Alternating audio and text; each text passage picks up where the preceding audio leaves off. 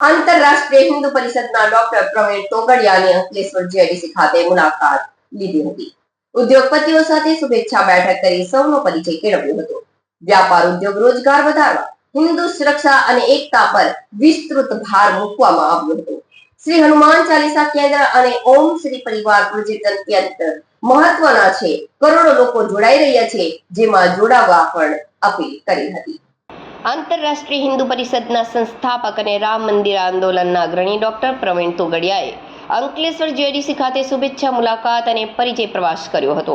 આ પ્રસંગે શહેરના અગ્રણી ઉદ્યોગપતિ સાથેની મુલાકાતમાં તેમણે હિન્દુ એકતા, સુરક્ષા અને રોજગારી પર ભાર મૂક્યો હતો.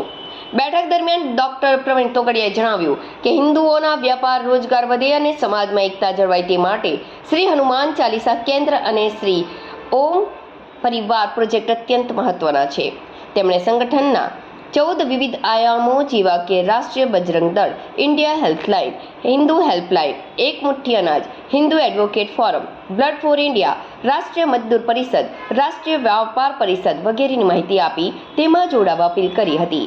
આ પ્રસંગે અતુલકુમાર પટેલ અને વિઠ્ઠલ ઢાકેચા અને દક્ષિણ ગુજરાત પ્રાંતના મહામંત્રી હસમુખ રૈયાણી અને ઇન્ડિયા હેલ્પલાઇનના ઉપાધ્યક્ષ રવિન કરિયાવરા, ઔદ્યોગિક અગ્રણી જસુ ચૌધરી, પ્રબોધ પટેલ, હરેશ પટેલ, કલ્પેશ કોઠિયા, કે.આર. જોશી, ભદ્રેશ પટોડિયા, દિનેશ ખૂંટ, નિલેશ પટેલ, ડેનિસ ભૂત તેમજ દેવુભા કાઠી વગેરે હાજર રહ્યા હતા. ડોક્ટર પ્રવીણ તોગડિયાએ